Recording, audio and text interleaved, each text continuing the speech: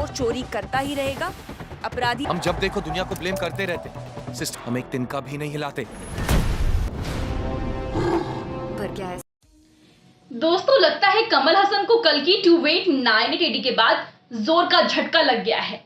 उनकी film Indian 2 अब पाई पाई को मोहताज हो चुकी है। प्रोड्यूसर को लगा होगा कि चलो कमल हसन और एस शंकर है तो 25 दिनों में पैसा डबल वाली स्कीम की तरह कुछ चमत्कार हो जाएगा, पर ऐसा तो हुआ नहीं। तो अब इन्हें बस एक ही चीज बचा सकती है।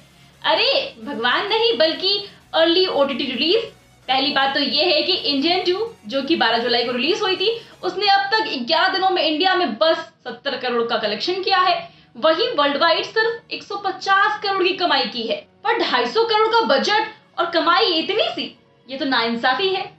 अब हाल ही में चेन्नई एयरपोर्ट में स्पॉट हुए तमिल इंडस्ट्री के भगवान रजनीकांत को जब इंडियन 2 के बारे में पूछा गया था तो उन्होंने कहा था कि फिल्म काफी अच्छी है और काफी अच्छा रिस्पॉन्स मिल रहा है, इस बात से खुश है।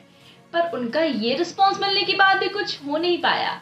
लोगों ने फिल्म को डिजास्टर बुलाना ऑलरेडी शुरू कर दिया है क्योंकि उसमें एंटरटेनमेंट है ही नहीं। और 1996 की फिल्म इंडियन का सेकेंड पार्ट होने की वजह से कुछ ऑडियंस को कहानी समझ में नहीं आ रही है। तो फिर अब प्रोड्यूसर का पैसा वसूल कैसे होगा, ये बहुत बड़ा सवाल है। तो इसीलिए ही इस फिल्म को अब जल्द से जल्द ओटीटी पर रिलीज किया जाएगा। जी हाँ, क्योंकि अगर इससे अच्छा रिस्पॉन्स मिल गया तो क्या पता इंडियन 3 के लिए थोड़ा सा बज़ क्रिएट हो जाए। पर दोस्तों, आपको पता है एक फिल्म थिएटर्स में रिलीज होने के 6 से 7 हफ्तों के बाद ही उस फिल्म को फिर से ओटीटी पर रिलीज किया जाता है, जबकि यहाँ तो सिर्फ 2 ही हफ्ते हुए।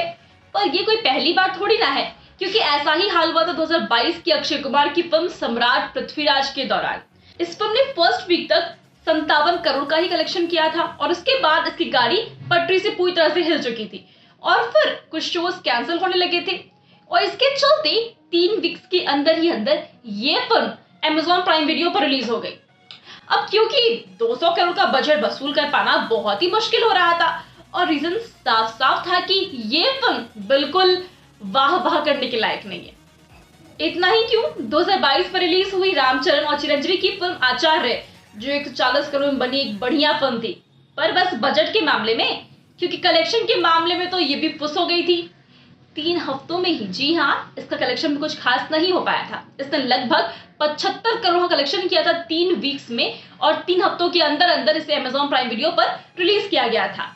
अब जब लॉकडाउन पैंडेमिक का पीरियड था तब ओटीटी यही हमारी लाइफलाइन बनी थी।